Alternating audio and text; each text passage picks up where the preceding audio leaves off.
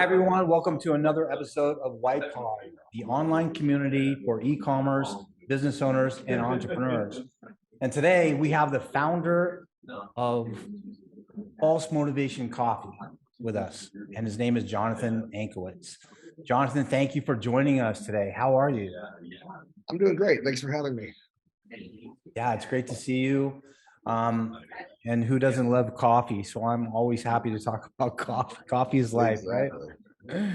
It's Yeah, can't live without it. So just so our viewers can get to know you a little bit better, would you mind sharing a bit of your background with us? absolutely. So right out of high school, I moved into the Marine Corps, which is actually where the name of false motivation kind of derived from. I'll get into that a little bit later when we start talking about some of that stuff. But after the Marine Corps, I got out and started doing bodyguard work, and then ended up moving my way into tech, and I started writing software and doing design. And in the tech office, I found myself walking into meetings all the time, just yelling out motivation. Yeah, sure. Well, tech and coffee go together, that's for sure. Right? Yeah. So you have a love of coffee and a love of technology. Absolutely. All right, cool. Well, look, it's very competitive. Like there's no shortage of competition in the coffee industry, obviously. So, you have to be a big dog to play in this game. So what inspired you to get into e-commerce coffee game? So I originally started false motivation as a side project. It was an experiment to start my own company and just try to run it and manage it. I didn't think it actually have as much pickup and enjoyment as it does. And I've really found a massive passion for just developing a brand and getting it out. Yeah. I love it. So much fun. Yeah. So you jumped into the right industry, obviously. You made a good choice in the beginning. Yeah, it originally false motivation. My plans were originally false motivation was going to be an energy drink. Okay. So that kind of But segues into the next question, which is like, how did this brand name come to you? You were going to talk about that. yeah.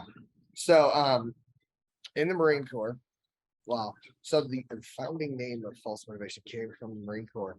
And in that we during our training environments, we would do things like we'd be out for 2 or 3 days, hiking 18 hours a day, going out to a range. And I remember being on a small explosives range that we were doing. And we hiked out there for 18 hours. We've been awake for 48 hours. We haven't slept in a couple of days. And I remember telling one of the people in charge that I just had no energy and drive to move forward, continue an 18-mile hike back. That was brave of And you to say that, I think, right? yeah, we were all talking crap to each other. Yeah. And I'm just like, I quit. I'm done. And I'll never forget, one of my sergeants came over and they're like, hey, false motivation. I was like, what? He's like, fake it. He says, pretend you have the motivation and eventually the motivation will show up. And I was like, that's a weird concept. And then we just started yelling out like, motivation, motivation. And like, you just got 30 dudes out there with guns and explosives yelling out motivation. Next thing you know, everyone's motivated again. Nice. So when I worked my way into the corporate world, I was walking into business meetings and people were just dead, tired, no energy, no motivation. I'm like, hey guys, we gotta fake it until we make it. Motivation. So I'd walk into a meeting or I'd walk into a conference and I just yell out motivation. At first, I get a lot of weird looks. And then after a while, after a couple of days, people just like start yelling motivation back. It became like a company motto. It's hilarious. You made a thing out of it and it stuck. Awesome. I did. It caught on so good. It started being known as the motivation guy, the guy who motivates the office. It was awesome. But there are a lot worse things to be known for. I mean, that's a pretty good tag. Yeah, I was pretty sure one of my jobs actually came purely for the fact that I was just motivating other people, opposed to my actual skills. Yeah. Well, not to be undervalued. It's super important if you can motivate people. Exactly. Even if it's false motivation. False motivation, still motivation. Nice. So after doing this for about a year or two, I started realizing that everyone needed motivation. It's like, oh my God. I'm like, let's go to the cafe area and go get some false motivation. And I started joking about it being coffee, and everyone just started kind of enjoying it. It started becoming a little bit of a conversation in the office. And every once in a while, people like stop on my office and they're like, hey, you want to get some false motivation? Like, all right, let's do it. And I kind of stuck on. So after a while, I was like, you know what? I'm a designer. I'm also in software. I'm like, why don't I just start my own company? Why don't I create my own brand? So I started branding out false motivation. But I built it out, and now I'm just working on getting it known and recognized. Sensational. Good feeling, right? Being in business Oh, for yourself. Oh, it's amazing. I don't think I could go back to a corporate job, to be honest. Right. Working for myself, even though I work 10 times as much, I love it way more than I've ever done anything else. Yeah, it's not like work. No, it's When enjoyable. you love it. All right, Well, I also have outstanding. the added bonus of being a designer, though. Sorry, you did what? I have the added bonus of being a designer. Ah, I'm sure that helps a lot. It is, but it also makes the creativity of campaigns fun and trying to get it out there, because I get to go out there, I get to do the photo shoots, I get to do the graphics. One of the campaigns that I really enjoy is I created a coffee meditation Coffee meditation. to drink with your coffee, with your false motivation. I'm just thinking about that. Like, I'm trying to meditate and I'm drinking coffee. I guess I would have clarity of thought when I'm getting into some meditation there, right? It definitely increases the flavor. Yeah. You'll notice it differently. So I'll share a link after this.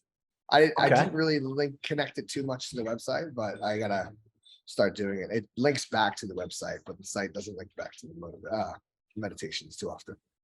Great. I'll be interested to see that.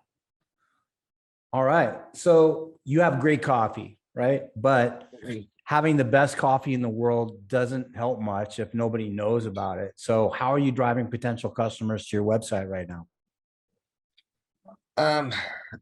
SEO. I've definitely been popping around your guys' site, learning a few things. But I have also been setting up all sorts of just social media campaigns, trying to find something that works with my customer base. I've aimed my customer base at prior military, police, basically the working force, nurses, anyone who's in that type of grinding industry. Like entrepreneurs is a great section as well. But I've tailored most of my stuff towards probably about military people is usually what I'm aiming at most right now. I guess programmers are big coffee consumers too, right? You must know a few of those. But their motivational energy is not super excited. Usually, most of them are pretty mellow. Yeah. Okay. Fair enough. All right. So what would you say is special about your coffee? What makes it stand out from the competitions? So every bag you order is as fresh as it can possibly be. We ship out very, very fast, and we're roasted same day for whole beans. We're shipped out as the same day they're roasted. And for ground coffee, they're roasted the day prior and shipped out the next day because they have to be ground the next day. So that's fantastic. I'm sure everyone has a story. Everyone who loves coffee has a story about ordering beans and they get delivered, and then you can just see that they're not fresh, like the vacuum seal is broken, and it's a big disappointment. So if you're delivering it fresh, that's a leg up on the competition right there. Absolutely. Cool. So we talked about who your customers are, and you talked about all the different things that you're doing with creative and all of that. So obviously you're spinning a lot of plates, doing a lot of things at once, wearing a lot of hats, however you want to phrase it. So how do you keep everything running smoothly? By faking organization. No. Fake it till you make it. Exactly. Right? I've just trying to be more organized most often and try to plan out campaigns and give myself gaps in between times. Nice. So time management, I'd say. It's number one. All right. All right. I think some coffee's being made right now, if I'm not mistaken. I'm actually sitting at a coffee shop down the street from my son's school. I volunteered there today, so after we're off our cool. thing, I'm gonna go in and volunteer for a Thanksgiving parade. Oh, nice. Cool. All right. So you've already given us a lot of good stuff, Jonathan, but finally, are there any words of wisdom that you'd like to pass along to any entrepreneurs who are just getting started in the e-commerce game? You can do it. It doesn't matter what your background is. I was in special ed till 6th grade because I couldn't read or write. I was great at math, but couldn't read or write. I didn't go to college for software. I self-taught myself into that direction. Having a business is having a passion. If you have a passion, you have a business. That is succinct and I think valid, and I know our community is going to appreciate that. And I appreciate your time. Thanks again for coming on with us today. It's been a pleasure speaking with you. Great to meet you. And I wish you all the continued success in the world going forward. Thanks a lot, Jonathan. Absolutely. Thank you. All right, you take care. Enjoy.